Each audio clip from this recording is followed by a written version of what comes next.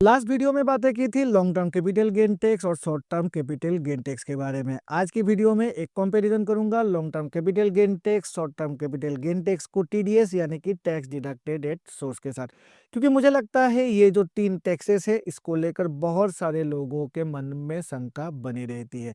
नमस्कार दोस्तों, मैं हूं विराज और आपका स्वागत है मेरे चैनल विराज की बातें में। तो चलिए आज की वीडियो को फटाफट शुरू करते हैं।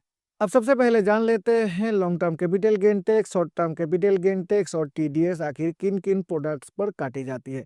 अब अगर हम टीडीएस यानी कि टैक्स डिडक्टेड एट सोर्स की बातें करें तो टीडीएस काटी जाती है जो ट्रेडिशनल बैंकिंग प्रोडक्ट्स होते हैं, जैसे कि फिक्स डिपॉजिट हो, रिकरिंग डिपॉजिट हो, जो हम बैंक में जाकर खोल सकते हैं या फिर पोस्ट ऑफिस पर जाकर खुलवा सकते हैं। इन प्रोडक्ट्स पर जो इंटरेस्ट एक्यूमुलेट हो जाती है उन इंटरेस्ट पर ही टीडीएस काटी जाती है। अब ये जो टीडीएस काटी जाती है इस पर भी exemption limit government of India द्वारा सेट किया गया है।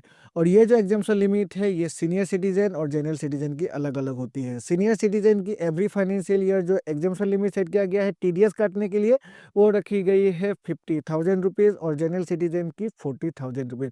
अब इसका मतलब ये होता है अगर जो हमने किसी बैंक में या फिर पोस्ट ऑफिस पर जाकर जो ये ट्रेडिशनल प्रोडक्ट्स है इन पर इन्वेस्टमेंट कर दिया है और उन इन्वेस्टमेंट पर जो इंटरेस्ट एक्यूमुलेट हो जाती है, अगर 50,000 रुपये से अगर नीचे इंटरेस्ट एक्यूमुलेट हो जाती है एक फाइनेंशियल ईयर में, तो उस पर एक भी रुपये टीडीएस नहीं काटी जाएगी। लेकिन अगर ये जो इन्वेस्टमेंट अमाउंट है उस पर इंटरेस्ट जो एक्यूमुलेट हो जाती है ये 50,000 रुपये अगर सीनियर सिटीजन की बातें करें हो जाती है तो उस पर टीडीएस काटी जाएगी। और ये जो टीडीएस की काटी जाएगी वो काटी जाएगी 10% के हिसाब से। अगर हमने पैन कार्ड अपनी जो भी बैंक या फिर पोस्ट ऑफिस पर हमने जो इन्वेस्टमेंट किया है उस समय दिया है तब 10%, और अगर नहीं दिया है तो 20%। और आजकल तो सभी लोग अपनी पैन कार्ड को बैंकिंग जो अपनी अकाउंट है उस पर तो लिंक कर ही देते हैं, तो इसके लिए अभी 10% ही टीडीएस काटी जाती है जो इंटरेस्ट एक्यूमुलेट हो जाती है उन इंटरेस्ट पर। अब जनरल सिटीजन के केस में ये 40,000 आ जाती है। 40,000 से ऊपर जितनी भी इंटरेस्ट एक्यूमुलेट हो जाती है एक फाइनेंशियल ईयर में उस पर ही हमें टीडीएस पे करना पड़ता है।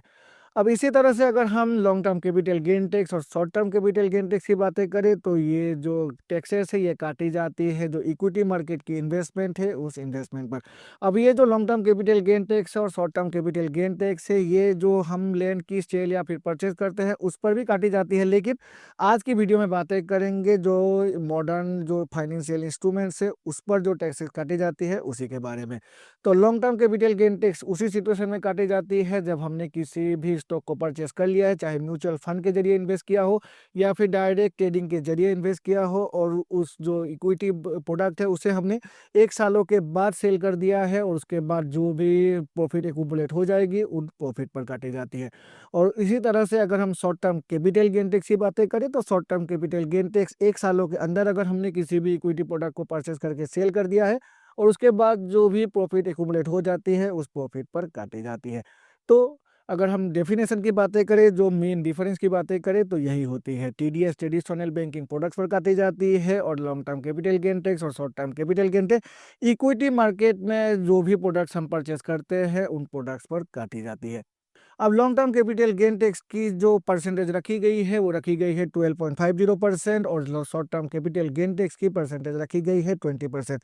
तो टीडीएस की 10% अगर हमने पैन कार्ड दिया है और अगर हमने नहीं दिया है तो 20%, और लॉन्ग टर्म और short term capital gain tax की 12.50% और 20%। तो चलिए एक एग्जाम्पल के जरिए समझ लेते हैं long term capital gain tax, short term capital gain tax और टीडीएस। अगर 2 लाख की जो रिटर्न है या फिर 2 लाख की अगर इंटरेस्ट है एक फाइनेंशियल ईयर में, तो उसके हिसाब से इस 2 लाख की रिटर्न या फिर जो इंटरेस्ट अमाउंट है उस पर हमें कितनी पे करनी पड़ेगी।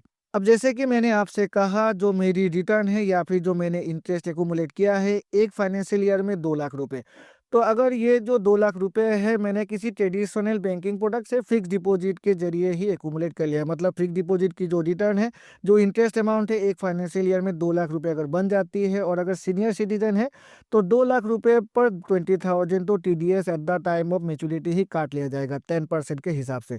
लेकिन जब भी हम अपनी टैक्स रिटर्न फाइल करेंगे तो टैक्स रिटर्न फाइल करते समय हमें टीडीएस सर्टिफिकेट भी सबमिट करना पड़ता है, और टीडीएस सर्टिफिकेट सबमिट करते समय हमें रिफंड रिफंड मिल जाएगी 5,000 रुपये, जो कि 50,000 रुपये पर 10% बन जाती है, जो कि एग्जम्पशन लिमिट होती है। तो टोटल टैक्स हमें पे करना पड़ेगा अगर हम सीनियर सिटीजन है तो 15,000 रुपये।